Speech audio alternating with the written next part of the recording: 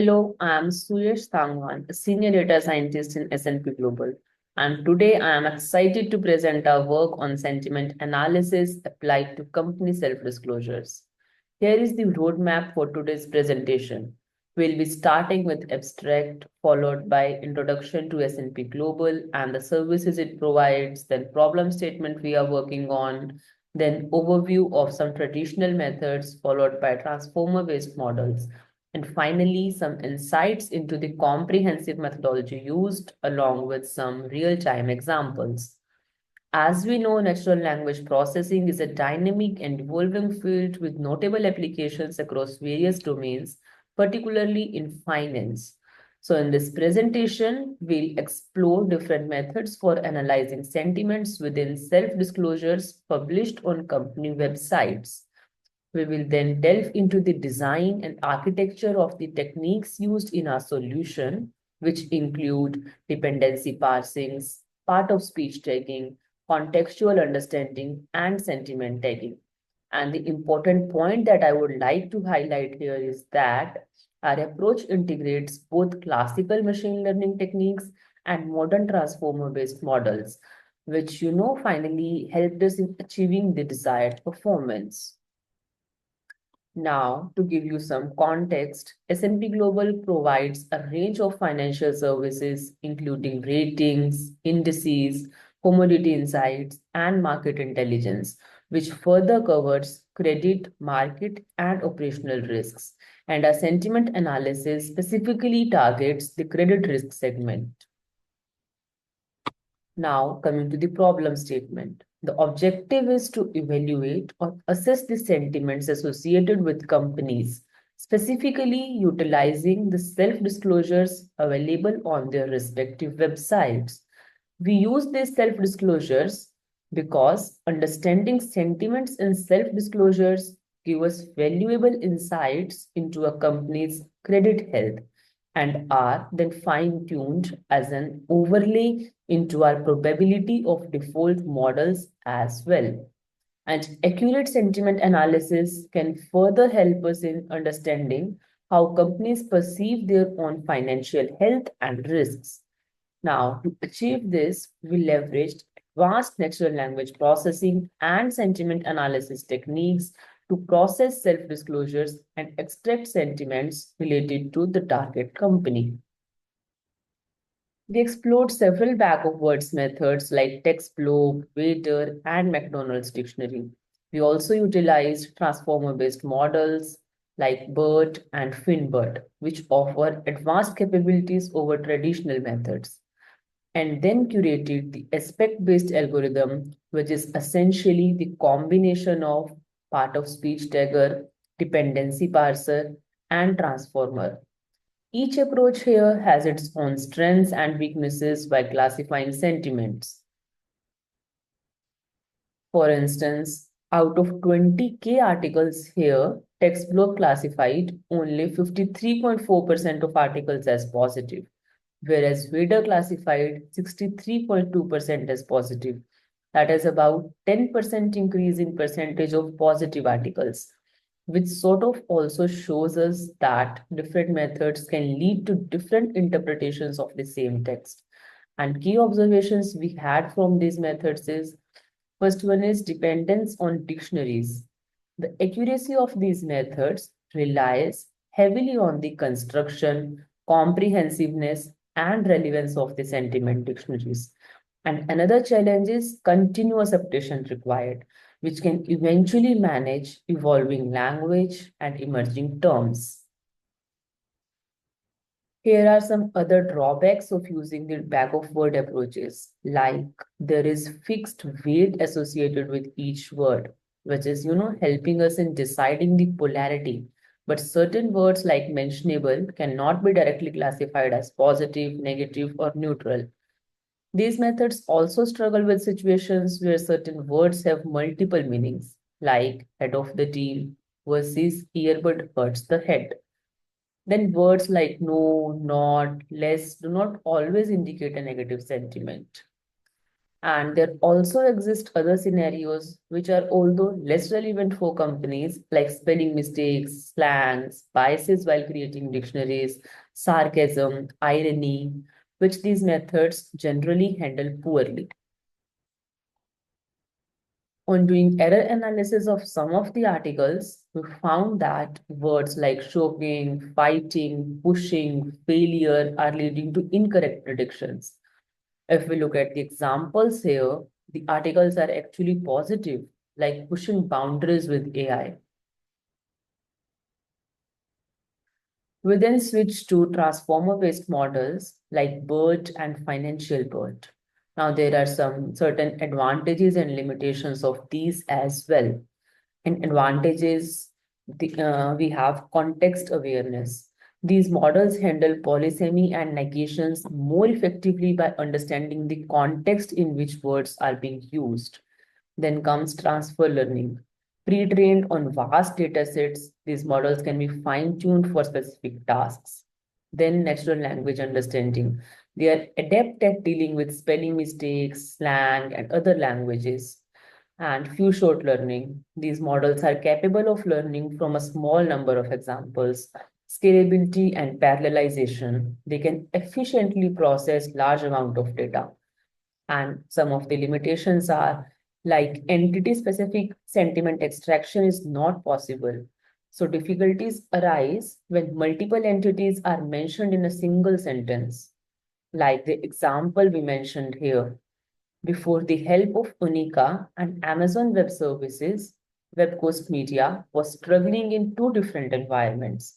So here we cannot extract sentiments with respect to different entities mentioned, like Unica, Amazon Web Services, and WebCoast Media. And the second limitation is lack of interpretability, wherein understanding the reasoning behind model decisions can be challenging.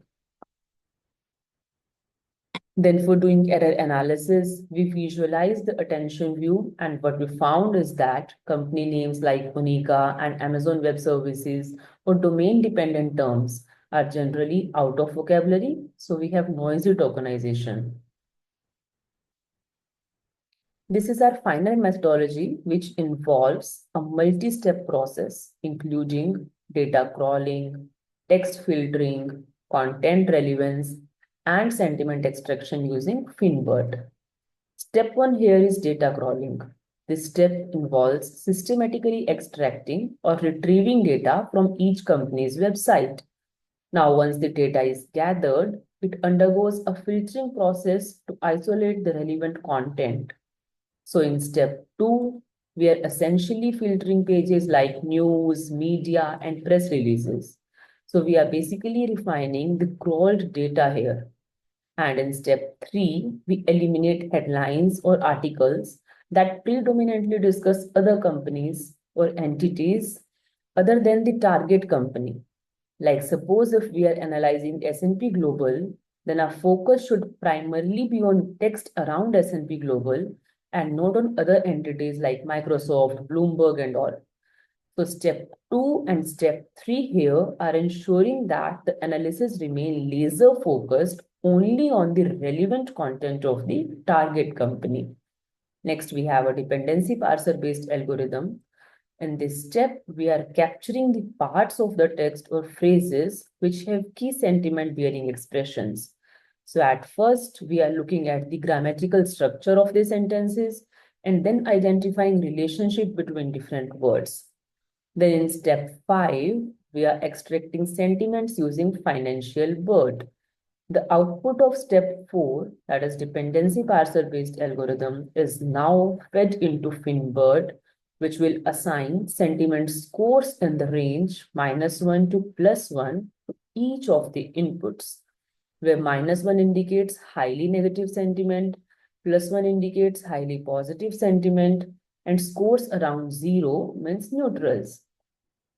Final step is sentiment score aggregation. Finally, the sentiment scores assigned to each selected piece of text across all articles or headlines associated with a given company are aggregated here.